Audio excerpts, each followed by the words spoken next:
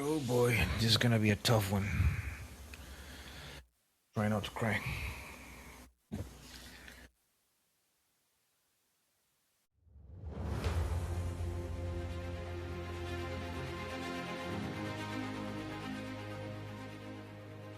Hola, ¿cómo están? Una vez más Asaf Miranda del Filtro Bíblico. Y para cuando esté grabando este podcast, estamos en medio de Semana Santa. Para cuando lo esté subiendo ya habrá pasado. Y justamente es de lo que quiero seguir hablando esta semana. El podcast pasado te hablaba de cómo es que llegó la tradición a ser como la celebramos hoy en día. Y te hablaba cómo tiene su origen desde la Pascua. Pero hoy quiero hablarte de lo que nos define como cristianos. Más que una cruz, más que una tumba vacía, la resurrección de Cristo Jesús, el Salvador del mundo. Hoy las iglesias están llenas y llenas de flores, pues las flores se irán marchitando. El lunes se termina el puente, el feriado, y la tumba, si la tumba sigue vacía, entonces todo cambió para siempre. Para darte un poco de contexto de cómo es que llegamos al cumplimiento de todo esto, es importante hablar desde el principio, desde la caída del hombre. Cuando Dios concibió la creación, concibe al mundo como lo conocemos hoy en día y concibe al hombre o a la raza humana, Él en ningún momento pensó en que tuviéramos que pasar por penas, que tuviéramos que pasar por sufrimientos, enfermedades, hambres. Ni siquiera había pensado que nosotros o había concebido que nosotros pasáramos por la muerte. Pero todo esto viene a causa del pecado. Si tú te vas al libro de Génesis, en el capítulo 2, verso 16, vemos cómo es que Dios le da una orden muy simple al hombre. Y te lo voy a leer acá de la Reina Valera contemporánea. Dice, y Dios el Señor dio al hombre la siguiente orden. Puedes comer de todo el árbol del huerto, pero no debes comer del árbol del conocimiento del bien y del mal, porque el día que comas de él, ciertamente morirás. El árbol del conocimiento del bien y del mal, en hebreo lo ponen como Etz Da'at Tov Bara.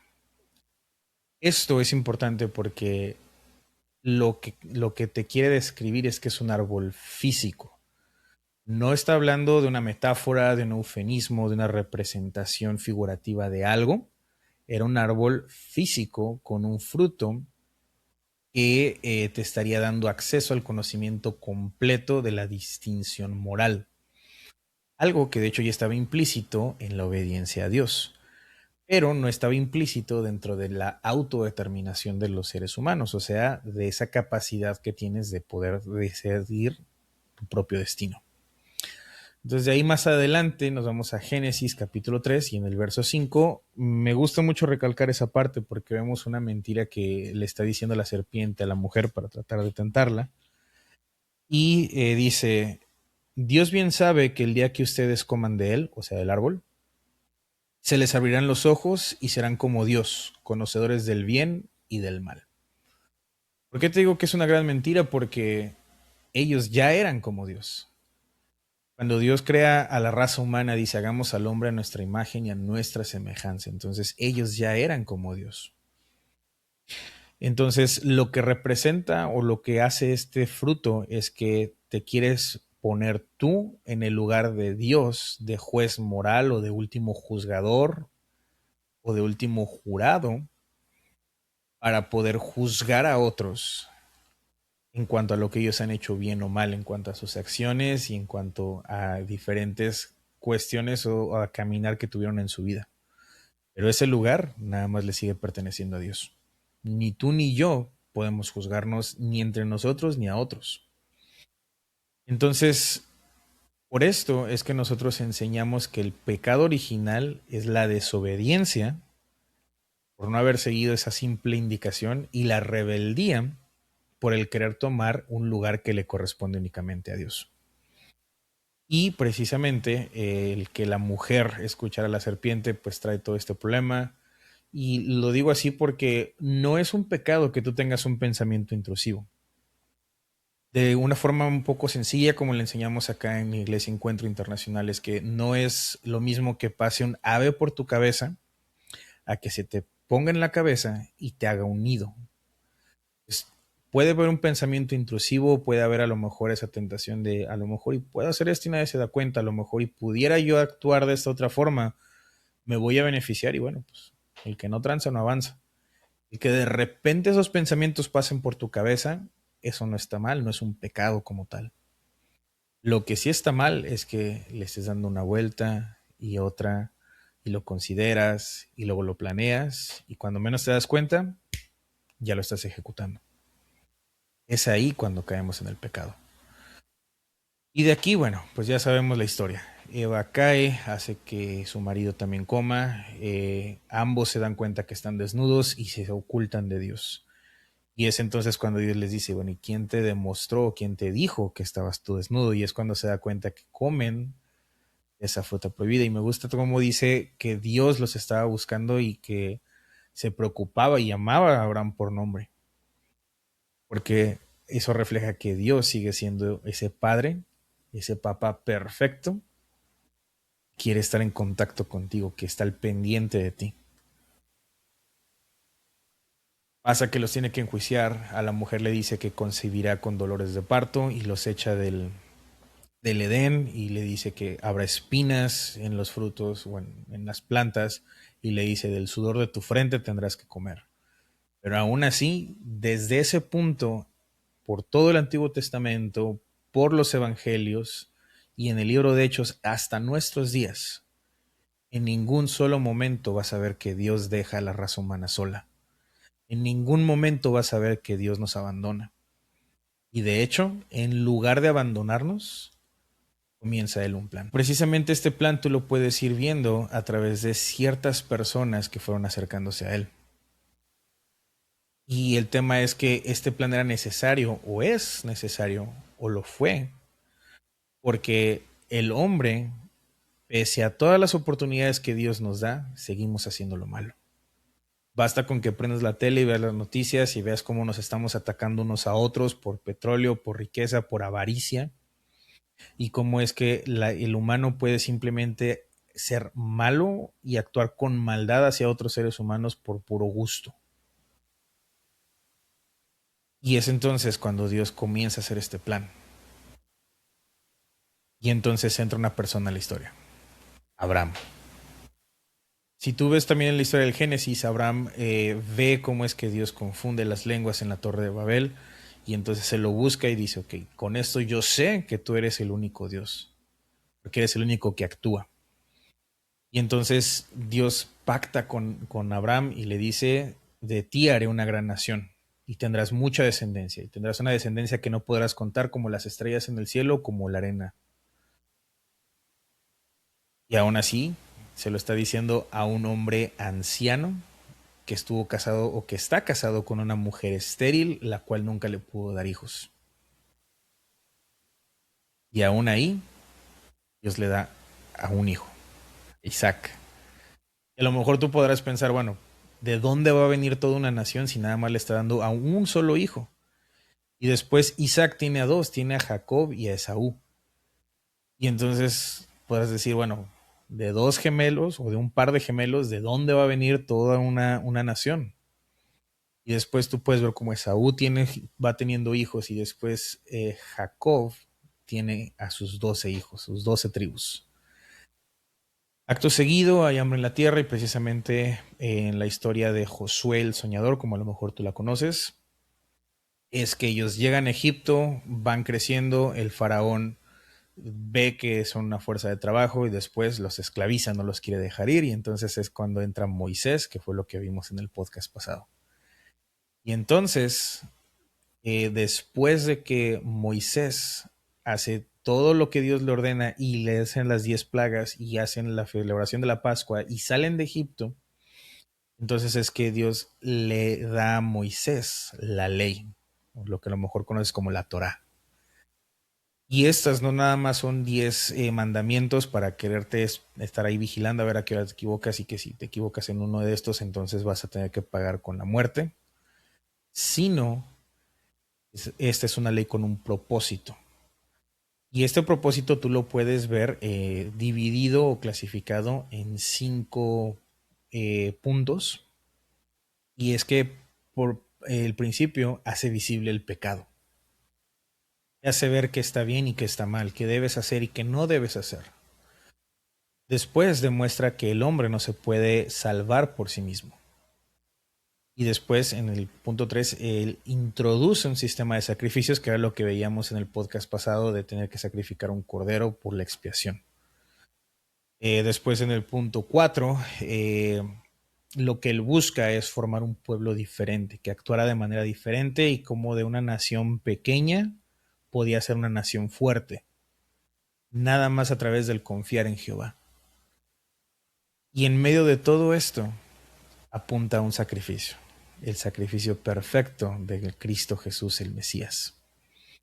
Y esto tú lo puedes ir viendo desde los salmos y por todos los profetas, tanto mayores como menores, cómo es que hacen menciones en estos libros o cómo es que incluso profetizan directamente. En el Salmo 11 podemos ver, en el libro de Salmos podemos ver 11 diferentes profecías acerca del Mesías. Isaías hace 5 profecías en su libro, Jeremías hace 2, Ezequiel hace 2, Daniel hace 2, Zacarías hace 4 profecías, Miqueas hace 2 profecías, y Oseas, Amós, Habacuc y Jonás también hacen un menos una profecía acerca del Mesías, siendo de hecho Jonás uno de los ejemplos de lo que pasaría en 3 días y de cómo a través de la misericordia y del arrepentimiento entonces todos pueden ser salvados. Y te van dando un plan claro o te van dando un retrato de cómo es que va a ser este Mesías. Dicen el Mesías sería rechazado, y aquí te voy a ir dando varias citas bíblicas que tú puedes ir pausando el video y irlas buscando en tu Biblia, o si no, puedes irlas apuntando y después las lees. Te invito a que sí lo hagas. Pero bueno, en el Salmo 22 precisamente dice que el Mesías sería despreciado y objeto de burla. Después en el Salmo 69 dice que iba a ser un extraño para sus hermanos.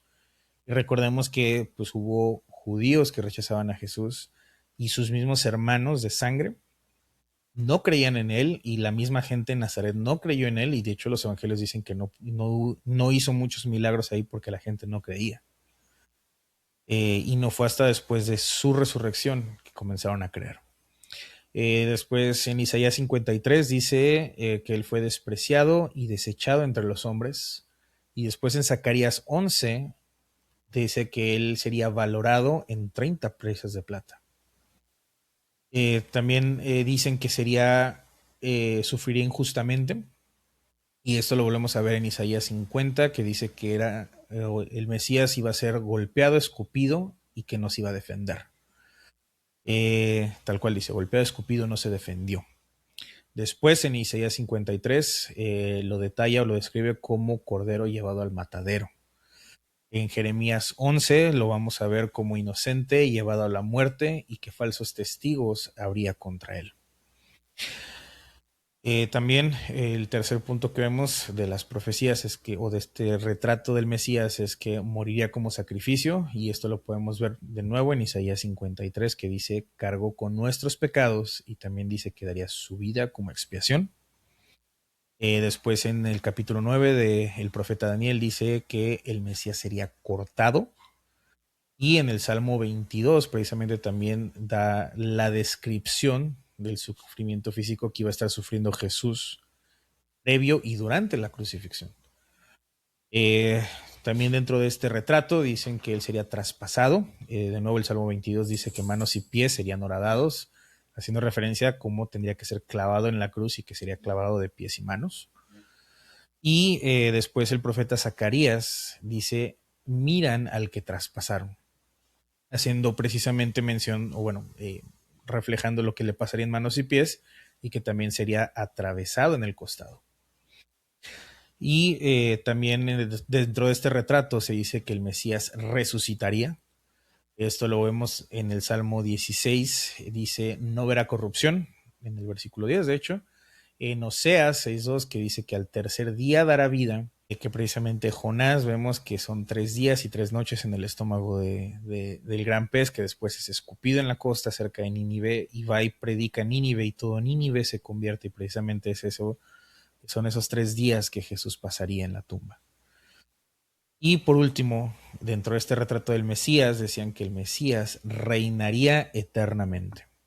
Esto lo vemos en el Salmo 110, dice, sentado a la diestra de Dios, de hecho así abre ese salmo. Después en el capítulo 7 del profeta Daniel dice que sería un reino eterno.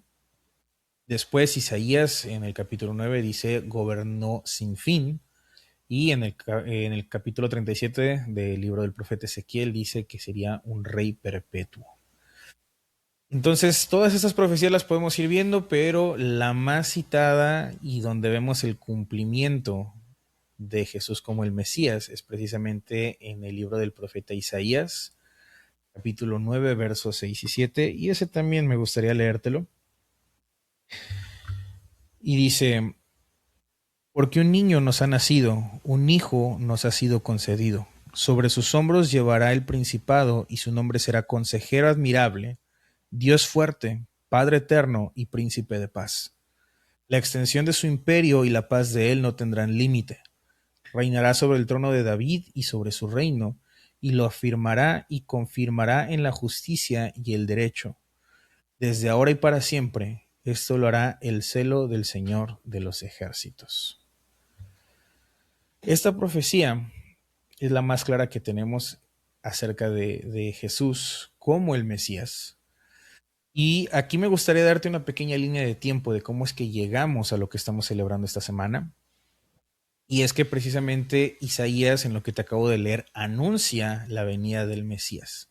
Y dentro de los versos que o las citas que te acaba de mencionar ahorita, también hace mención que el Mesías nacería de una virgen y da otros datos o da otras descripciones en las que hace ver que sería un humano y sería divino, o sea, sería Dios hecho hombre y aún así sería el Rey eterno. Después, el libro del profeta Miqueas, él anunció que nacería en Belén y justo ahí es donde inicia la historia. Cambió el resto de la historia del mundo, el antes y después de Cristo. Y después pasa que cuando los reyes de Oriente o los sabios de Oriente vienen de camino a Belén a adorar a el rey de los judíos, se topan con Herodes y le preguntan, bueno, ¿dónde está? Porque queremos ir a adorarlo. Y entonces Herodes, precisamente teniendo miedo que lo fueran a echar del trono, lo que él hace es que pasa por filo a todos los bebés recién nacidos y hasta de 3 años. José, viendo este peligro, toma a su esposa María y toma al bebé Jesús y se va para Egipto. Y es ahí donde confirma o donde se cumple la profecía del profeta Oseas que decía, de Egipto llamé a mi hijo. Jesús va creciendo como un niño enseñado y letrado dentro de la ley, y después, a los 30 años, es cuando empieza su ministerio. Y a lo largo de todo su ministerio podemos ver cómo es que fue rechazado por fariseos y también por varios judíos hasta que de nuevo necesitaban de él, necesitaban algún milagro, alguna sanidad, se acercaban a ver si les daba de comer, viendo cómo recogían canastas de panes y peces.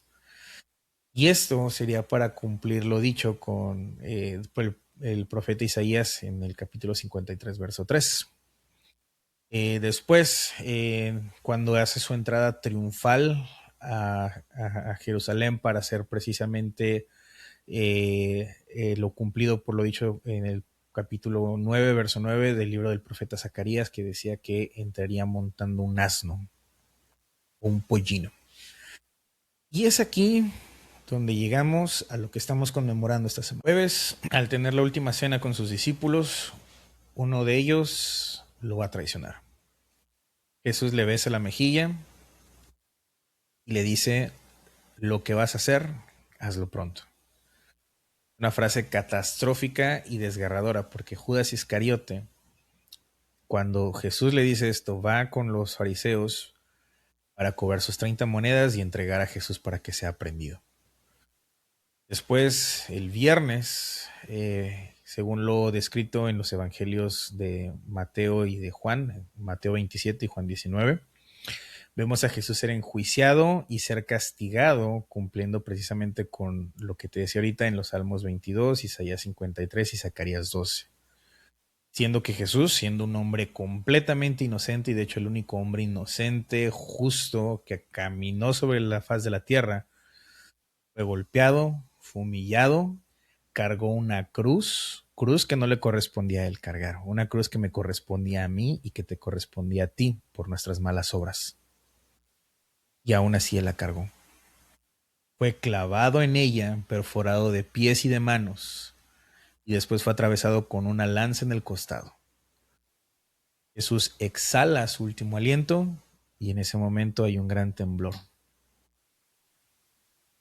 Entonces dicen el Evangelio de Lucas que salen gente, salieron muertos de sus sepulcros y el velo que separaba el arca del pacto y el lugar santísimo del resto de la humanidad es rasgado. Ahí se cumplió el sacrificio perfecto. Ese sacrificio que quitaba la separación entre Dios y los hombres. Y a lo mejor tú pudieras decir, bueno, en este punto todo está perdido. Viernes en la mañana siendo enjuiciado, viernes en la tarde siendo molido a golpes, siendo clavado en una cruz, viernes en la noche, todo parece perdido. ¿Qué hombre en su sano juicio habría aceptado un castigo de esta forma? ¿Qué hombre habría aceptado que se le clavaran espinas en la cabeza con una corona para que le siguieran haciendo burla? Y después de tantos milagros, tantas sanidades, de haber hecho incluso una transfiguración y de haber resucitado a los muertos, ¿por qué no bajarse de la cruz? Incluso mejor aún, ¿por qué no bajarse y traer juicios sobre los que no creyeron en él, sobre de los fariseos, sobre de los romanos que los estuvieron golpeando, sobre la gente que le dio la espalda? Porque todo esto era necesario. Y aún así este hombre perfecto y que genuinamente hablaba en nombre de Dios estaba siendo sepultado. Llega el sábado y todo está en silencio. Está la duda, está el temor, está el dolor, está la zozobra y las preguntas. ¿Ya se acabó todo? ¿Hasta aquí llegamos? ¿Todo esto valió la pena? ¿Todo lo que viví, incluso todo lo que creí, valió de algo? ¿Fue real siquiera? Pero llega el domingo. Domingo y los evangelios aquí varían un poco. Dicen María Magdalena fue sola a buscar el sepulcro de Jesús. Otros dicen que fue María Magdalena junto con María, la madre de Jacobo, y con Salomé. Y otros dicen que fueron varias mujeres a dejar especias a la tumba de Jesús, pero lo fueron a buscar. Y ellas esperaban encontrar esa cueva tapada con una piedra enorme, siendo custodiada por guardias romanos. Pero cuando llegan, no hay guardias. La piedra está removida y un ángel está ahí. Y les dice, aquel que buscan no se encuentra aquí. Según lo relatado en los evangelios de Mateo y de Juan, Jesús mismo se le apareció a estas mujeres en el camino. Después se le aparece a sus discípulos, después se le aparece a 500 gentes y después es llevado de vuelta al cielo. Es arrebatado. No nos deja solos. Nos manda al Consolador o nos manda al Espíritu Santo para estar con nosotros. Y es ahí que a partir de ese momento, ni siquiera figurativamente, ni siquiera de dicho, estamos solos. A partir de ahí es que en todo momento Dios está con nosotros a través de su Espíritu Santo. Y está ahí para nosotros en el momento en el que, en el que nosotros lo necesitemos y estemos dispuestos a acercarnos a Él. Jesús resucitó, cumpliendo todo lo dicho una vez y para siempre. Tomó las llaves de la muerte y del Hades. Por su llaga o por su herida, nosotros somos sanos. La muerte no pudo detenerlo. Jesús resucitó. Él ganó, Él venció, para que tú y yo podamos estar en paz con Dios. Y eso es todo lo que tengo para ti esta semana. Si te sirvió y crees que le puede servir a alguien más, te invito a que se lo compartas.